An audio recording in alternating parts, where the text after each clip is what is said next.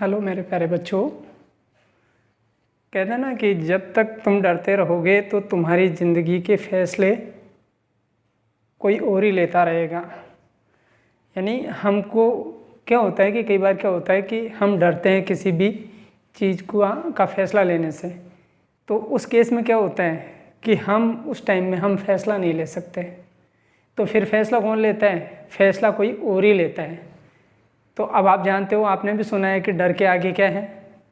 क्या है? जीत है।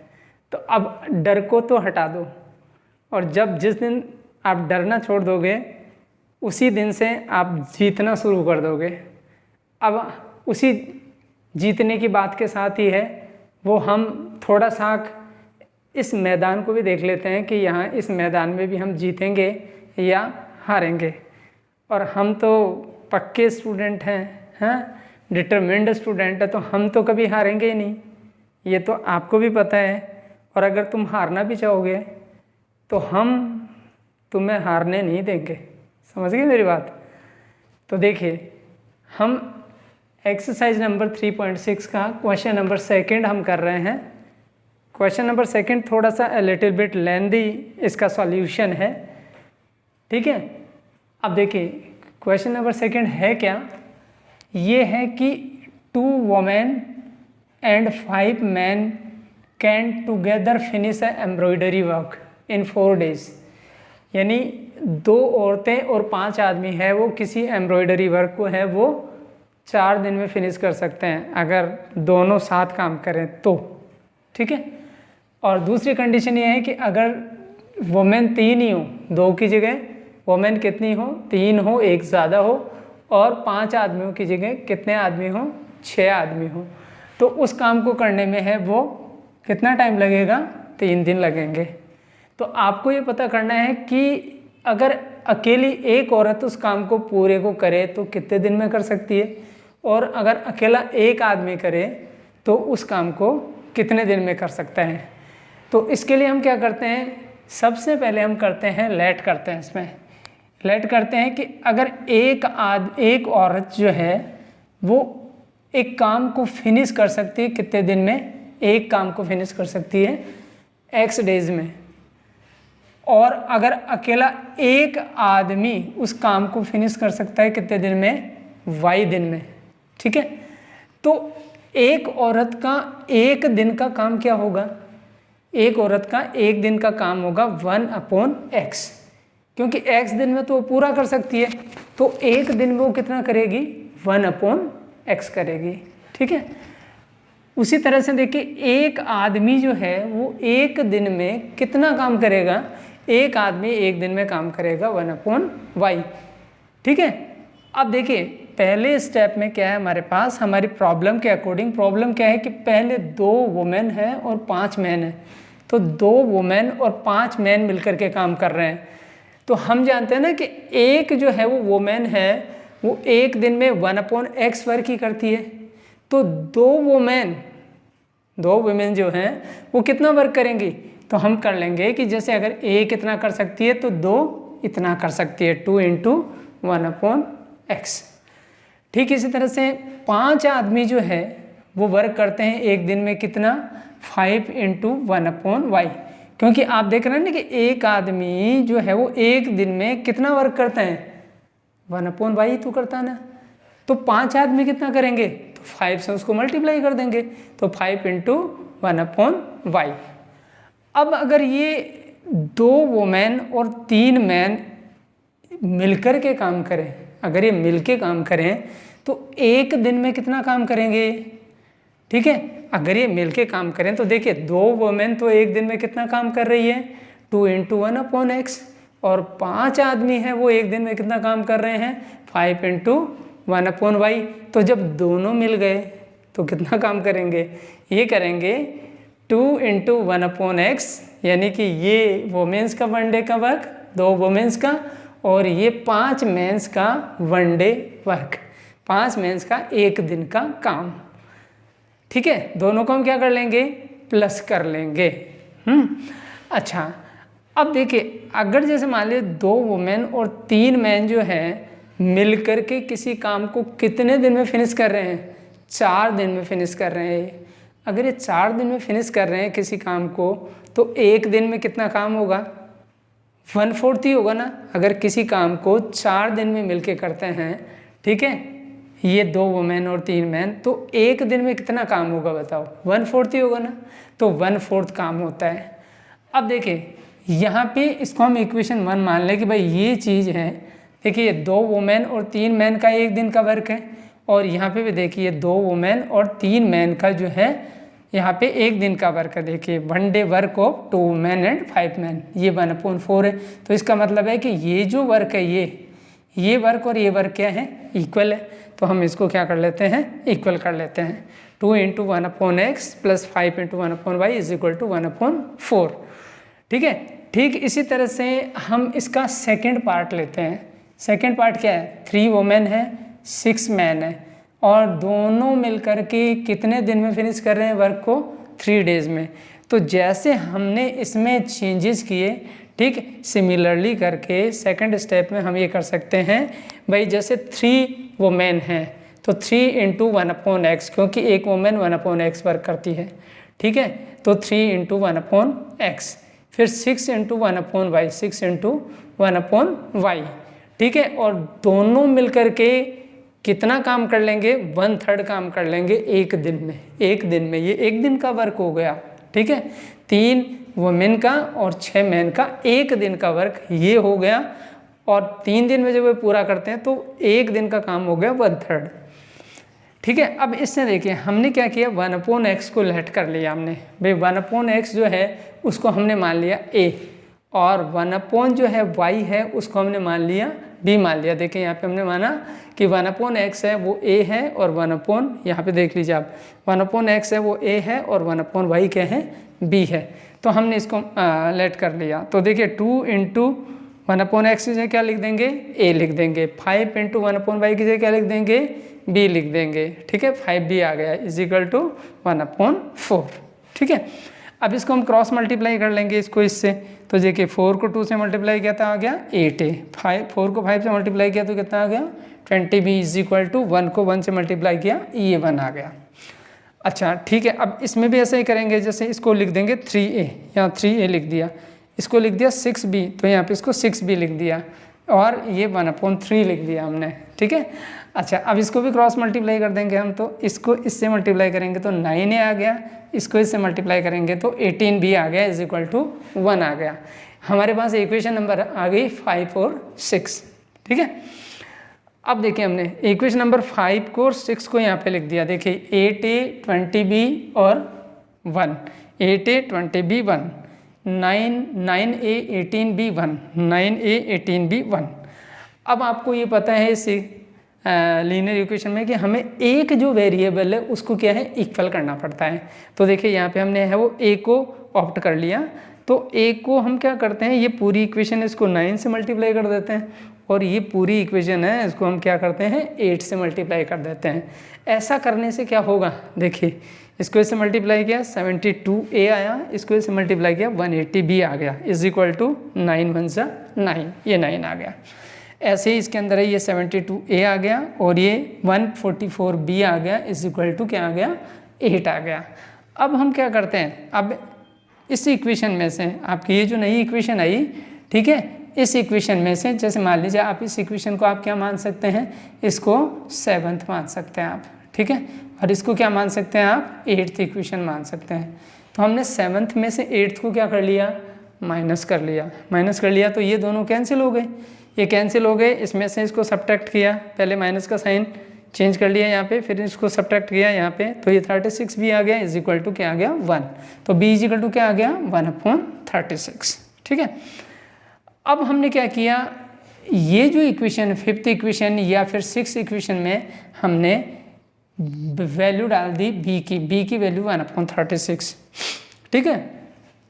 अब आप देखिए ये हमने इक्वेशन ली 8a, ठीक है, और फिर 20 का 20, और फिर 1/36, b की जगह 1/36 लिख दिया, = 1 लिख दिया, ठीक है।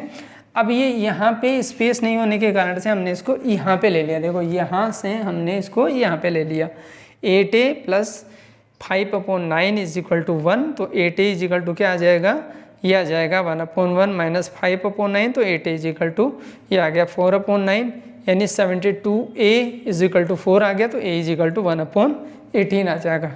a इज इक्वल टू क्या आ गया, 1/18 आ गया। अब हम क्या करते हैं, जैसे अब a इज इक्वल टू 1/18 आ गया, तो हम b की वैल्यू जो है वो इसके अंदर कैलकुलेट कर लेते हैं। तो यहाँ पे हमारे पास जो है वो ये वैल्यू आ गई हमारे पास a की वैल्यू, ठीक है। अच्छा, अब b की वैल्यू भी हम है वो इससे कैलकुलेट कर सकते हैं। यहाँ पे देखिए b की वैल्यू यहाँ पे कैलकुलेट हो गई थी पहले, ये a की वैल्यू आ गई। अब देखिए हमारे पास हमने लेट किया था ना कि 1/x is equal to a, तो 1/x is equal to a की वैल्यू क्या है 1/18, तो यहाँ पे 1/18 लिख दिया, क्रॉस मल्टीप्लाई करके ये आ गया हमारे पास x। ऐसे 1/y is equal to b है, तो क्रॉस मल्टीप्लाई करके यहाँ पे b की जगह 1/36 वहाँ से ये लिख दिया, तो 1/36, तो b की वैल्यू आ गई, यहाँ पे y की वैल्यू आ गई क्या, y की वैल्यू आ गई 36 आ गई यहाँ पे। तो इस तरह से हम इस सम को कर सकते हैं, we can do this sum. तो you have to practice this sum again and again, इस सम की आपको प्रैक्टिस बार बार करनी है। इसके बाद में देखिए नेक्स्ट क्वेश्चन हम देखते हैं इसके अंदर। नेक्स्ट क्वेश्चन है इसका थर्ड क्वेश्चन, 3.6 एक्सरसाइज का थर्ड क्वेश्चन है, ठीक है। तो क्या कभी आप बस में बैठे हैं, बैठे ही होंगे, ट्रेन में बैठे हैं, बैठे ही होंगे, एरोप्लेन में बैठे हैं, बैठे ही होंगे, हैं। तो देखिए हम हैं वो अभी बस और ट्रेन से सफ़र करते हैं, थोड़ा बहुत सफ़र हम है वो ट्रेन से करेंगे, थोड़ा सा बस से करेंगे, ठीक है। अब देखिए अब हमारा अगला क्वेश्चन जो है वो है थर्ड क्वेश्चन इसका, है ना, थर्ड पार्ट है इसका सेकंड क्वेश्चन का, और उसके अंदर है वो आपके बुक के अकॉर्डिंग जो है वो ये है रूही, नाम है लड़की का रूही, ठीक है। Ruhi travel 300 kilometre to her home. अब जैसे मान लीजिए रूही है वो ट्रैवल करती है अपने घर के लिए, उसका घर है ये, यहाँ पे उसका रूही का घर है, ठीक है। ये क्या है, ये रूहीज हाउस है, रूहीज हाउस, ठीक है, ये उसका घर है। अब ये यहाँ से स्टार्ट होती है, यहाँ से ए पोजीशन से, यहाँ पे क्या करती है वो कि वो सी टेक्स द 4 आवर्स, ठीक है। कुछ जो है वो ट्रेन से जाती है और कुछ सफ़र जो है वो बस से जाती है। अब डिस्टेंस कितना है इसका, इसका डिस्टेंस है 300 किलोमीटर। जहाँ से उसने चलना स्टार्ट किया वहाँ से लेकर के उसके घर तक का डिस्टेंस कितना है, 300 किलोमीटर है। अब कुछ पार्ट तो वो ट्रेन से और कुछ पार्ट जो है वो बस से जाती है वो, ठीक है। तो अब हम मान लें कि जैसे बस की स्पीड और ट्रेन की स्पीड, तो हम लेट कर लेते हैं भाई, जैसे let the speed of train, speed of train जो है, ठीक है, हम मान लेते हैं x किलोमीटर पर आवर, और स्पीड ऑफ बस जो है वो मान लेते हैं हम, बस की स्पीड मान लेते हैं y किलोमीटर पर आवर, ये मान लिया हमने, ठीक है। अब मान लीजिएगा कि x किलोमीटर और y किलोमीटर ये दोनों की जो है वो हमने क्या कर ली, स्पीड जो है उसको लेट कर लिया। अब इसमें कह रही है वो जा रही है कि she takes 4 hours if she travel 60 kilometre by train. अब पहले स्टेप में, ये स्टेप नंबर 1 हो गया हमारे पास, स्टेप नंबर 1 में कि अगर वो 60 किलोमीटर, ये देखिए यहाँ से यहाँ तक 60 किलोमीटर मान लें हम, ठीक है। 60 किलोमीटर तो किससे जाती है वो, 60 किलोमीटर जाती है ट्रेन से, यहाँ ट्रेन से जा रही है ये, ठीक है। और बाकी बची कितने, 300 में से 240 किलोमीटर, 240 किलोमीटर ये किससे जाती है, ये जाती है बस से, ठीक है। तो ये तो ट्रेन से गई है, ठीक है, और इतना जो डिस्टेंस है वो बस से गई है, और टोटल डिस्टेंस कितना है, 300 किलोमीटर है, ठीक है। और उसको टोटल टाइम कितना लगा, यहाँ पे जो टाइम लगा वो उसको लगा दोनों का मिला करके, और टाइम लगा है 4 आवर्स। कितने आवर्स लगे यहाँ पे, 4 आवर्स टाइम लगा है, ठीक है। तो हम इसको यूँ कर लेंगे, क्योंकि हमको मालूम है कि अगर स्पीड हमें दे रखी है और डिस्टेंस दे रखा है तो टाइम हम पता ही कर सकते हैं। कैसे करते हैं बताओ, हम कर लेंगे जो है वो distance upon speed. Distance upon speed क्या होता है, टाइम होता है। तो हमारे स्टेप नंबर फर्स्ट देखो आप, स्टेप नंबर फर्स्ट में देखिए डिस्टेंस 60 किलोमीटर किससे, ट्रेन से। ट्रेन की स्पीड हमने क्या ली, x किलोमीटर, तो डिस्टेंस अपॉन स्पीड क्या हो गई ये, ठीक है। अच्छा अब देखिए फिर इसके बाद में जो है वो दूसरा पार्ट क्या है, 240 किलोमीटर किससे, बस से। बस की स्पीड क्या ली हमने, y किलोमीटर पर आवर, ठीक है। और टोटल टाइम कितना लगा, तो देखो speed upon distance, distance upon speed is equal to time हो गया, यहाँ पे भी distance upon speed is equal to time हो गया। और कितने आवर्स लगे इसमें, 4 आवर्स लगे, ठीक है। अच्छा तो पहले स्टेप के अंदर ये इक्वेशन बन गई। अब देखिए स्टेप नंबर सेकंड, देखिए इसके अंदर स्टेप नंबर सेकंड के अंदर क्या है, इसमें अपना जो स्टेप नंबर सेकंड है इसमें ये है कि अगर वो 100 किलोमीटर तो ट्रेन से जाती।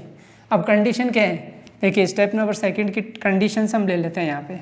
जैसे मान लीजिए ये तो है अपने रूही का हाउस, ये तो क्या है, रूही हाउस हाउस है, और यहाँ से उसने चलना स्टार्ट किया ये पॉइंट से, ठीक है।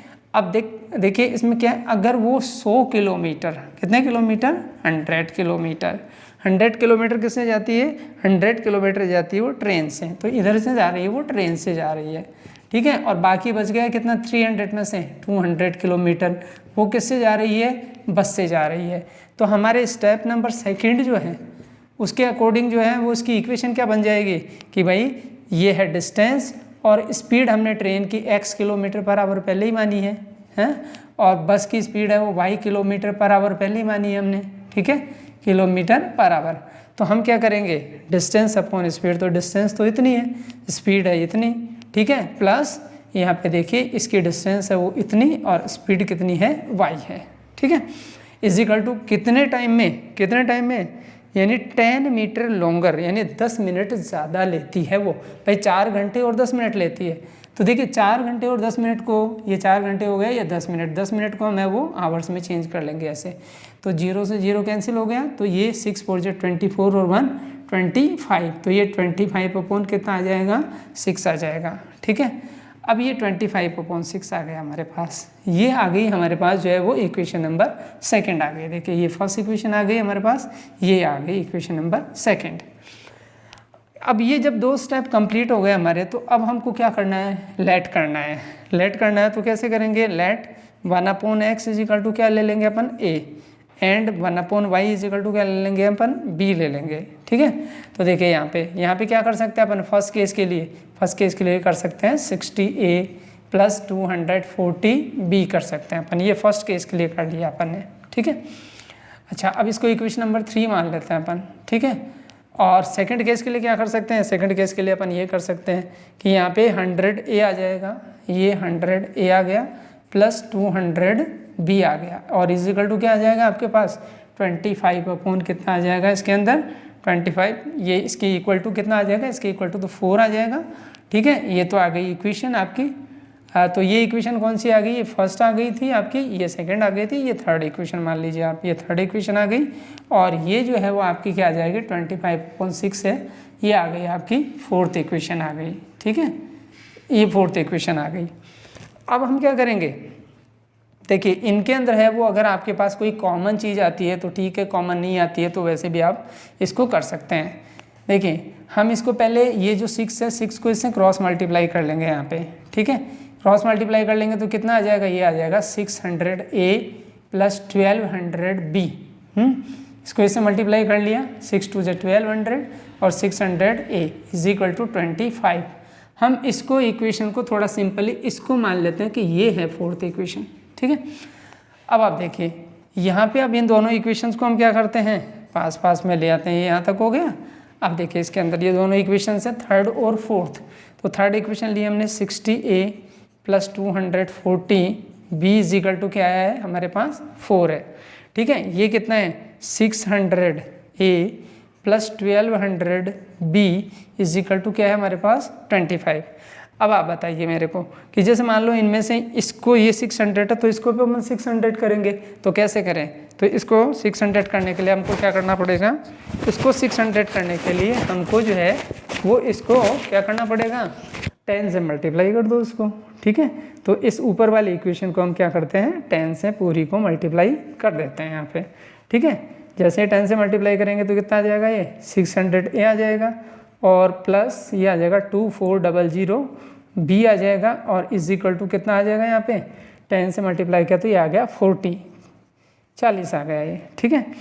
अच्छा, अब इसको हम एज इट इज़ ले लेंगे यहाँ पे। क्यों ले लेंगे एज इट इज़? क्योंकि ये 600A सेम आ रहे हैं, यहाँ पे 1200B आ गया और यहाँ पे 25 आ गया। ठीक है, अब हम क्या कर रहे हैं? अब हम सब्ट्रैक्ट कर रहे हैं। ठीक है, अब जैसे मान लो अगर इस इक्वेशन को हम ये मान लें कि जैसे ये 3rd और 4th थी तो इसको 5th और 6th मान लेते हैं। सब्ट्रैक्ट कर लो, सब्ट्रैक्ट करोगे तो साइन चेंज हो जाएगा, इसका साइन चेंज हो गया, इसका साइन चेंज हो गया। देखिए ये कैंसिल हो गया आपके सामने। इसमें कितना बचा? 1200B और इसमें कितना बचा? 15 बचा इसके अंदर। ठीक है, तो B = कितना आ जाएगा बेटा? इसमें 15 अपॉन कितना आ जाएगा? 1200। ठीक है, और इसको हम क्या लिख सकते हैं? 1/80। ठीक है, 1/80। तो यानी B = हमारे पास क्या आ गया? B = आ गया 1/80। ठीक है, 80, ये 1/80 आ गया हमारे पास। अब हम बात करते हैं कि जैसे A = क्या आएगा, तो हम इस इक्वेशन में या इस इक्वेशन के अंदर या तो आप 3rd इक्वेशन में रख दो या 4th इक्वेशन में B की वैल्यू रख दो। तो हम क्या करते हैं? अपन 3rd इक्वेशन में रख देते हैं। ठीक है, पुटिंग द वैल्यू, तो हम लिख देते हैं putting the value of B in equation, कौन सी इक्वेशन में रख रहे हैं हम? इन इक्वेशन 3rd में रख रहे हैं अपन। ठीक है, तो 3rd में रख रहे हैं तो देखिए हमारे पास क्या आ जाएगा? 60 और A + 240 और B की जगह क्या लिखेंगे? 1/80। ठीक है, = क्या लिखेंगे अपन? 4 लिखेंगे। अब देखिए ये कट जाएगा, 8 × 1 = 8, 8 × 3 = 24। ठीक है, तो ये आ गया। अब ये 3 उधर आएगा तो माइनस हो जाएगा, तो ये आ जाएगा आपके पास 60A = 1 हो जाएगा। ठीक है, तो A = क्या आ जाएगा आपके पास? 1/60 आ जाएगा। A = क्या आ गया आपके पास? 1/60। अब आपने इसको देखिए लेट किया है, यहाँ पे 1/x = A है और 1/y = B है, तो हम इसको यहाँ पे सॉल्व कर लेते हैं। ठीक है, हमारे पास 1/x = क्या है? A है। तो हम क्या कर रहे हैं? A की वैल्यू क्या है हमारे पास? 60, 1/60। तो 1/x = क्या आ जाएगा? 1/60। तो x = कितना आ जाएगा? 60 आ जाएगा। ऐसे देखिए 1/y = B लिया हमने, तो क्या आ जाएगा हमारे पास? 1/y = क्या आ जाएगा? B की वैल्यू कितनी है? 1/80। तो 1/80 आ गया, तो y = कितना आ जाएगा आपके पास? 80 आ जाएगा ये। ठीक है, तो इस तरह से हम स्पीड मालूम कर सकते हैं। हमने स्पीड मालूम कर ली। ट्रेन की स्पीड कितनी है? ट्रेन की स्पीड जो है वो x जिसको हमने लिया है वो 60 km/h है।